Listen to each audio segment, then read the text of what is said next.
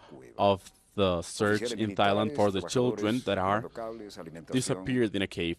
People bringing wires and food and everything required to go into the cave. The Minister of the Interior stated today, before the events generated due to this, said that this is more complicated than what it seems because the tunnel in the cave is filled with water. And ourselves and they, as well as the British divers, agreed that we need to stop until the water level goes down and then swim to the cave. This is a travel forecast, of course. Specialized divers of the States, Great Britain, became part of the search in Thailand on June 28, 2018 to look for 12 school children and their football coach that were trapped while rescuers were trying to dig a well in the 5th day of the search. This is a terrible forecast. Hopefully they're wrong. Commander Buncha Durayapan, commander of the 36th Military District of Changi Rai, was there. Sale of military equipment of Great Britain to the Argentina will have a great impact on the armed forces. Take a look at this. Military equipment of Great Britain to Argentina and the Falklands. The decision of the British government of stop the restriction of spare parts and military equipment to Argentina, and this is the powerful gentleman Macri. This will bring back the operation of two basic components for the army: vessels and aircrafts. With an official statement, the Vice Chancellor of Great Britain confirmed this, Alan Duncan. Macri's policy has led to half of the children in Argentina into poverty. 48.1% of children in Argentina live in conditions of poverty. 1/3 of them mass at 10th community shelters to get food every day, according to the Catholic University of Argentina, UCA. A newspaper states that 28.1% lives in homes with unsatisfied basic needs, and 33.8% of them eat there, because if not, they will be unable to eat. The general strike of workers in Uruguay has progressed. The project that was just created and will go to the Chamber of Legislators on Saturday, on June 30th. PIT-CNT of Uruguay started the strike for accountability salaries after 2 days when the budget term had reached its limit. It started from 9 until 1 in the Avenue of the Republic, where there's going to be an event. Well, we've had some very important acts there when the armed forces are there, and we work in the right wing. We were the first ones with the Frente Amplio, and they laughed about us, but there they are. PIT-CNT understands that the parliamentary discussion is the victim in order to widen resources for health, social policies, and work. Shameful. With the history of Uruguay there, it's shameful to need this. Evo Morales claims that Pence urges a strike against Maduro. The president of Bolivia speaks about the Latin American tour of Mike Pence that encourages a coup in Venezuela. Regardless of his past failures, Pence urges a strike against Venezuela with a fake flag of freedom. The empire must understand that Latin America is the zone of peace and freedom because they have been threat for interventionism, according to Evo's tweet. Morales criticized the travels of Mike Pence after Trump stated that there was a main purpose of putting pressure on Venezuela. Jorge Razo with his tweet: "How much are you in hypocrisy? Vice Minister Pence, whose government separates families and encages children, tries to become part of a region. Venezuela and Brazil go against the violation of human rights and Latin American immigrants." This is a very timely tweet, of course.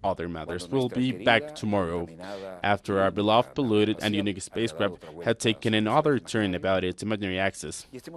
And we'll be here in Studio 3 of Venezolana Televisión, VTV, Victor Tango Victor, pioneering channel of international satellite information. Well, Dossier is the pioneering one, but we speak about the channel. Why?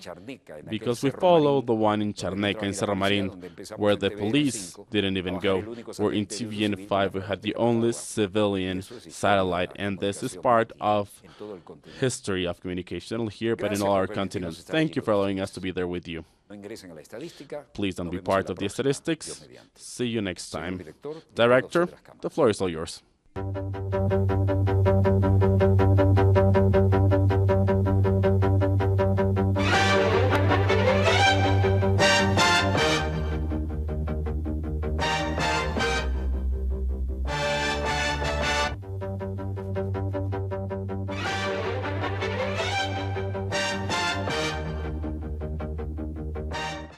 Mexican citizens are called to participate this 1st of July on the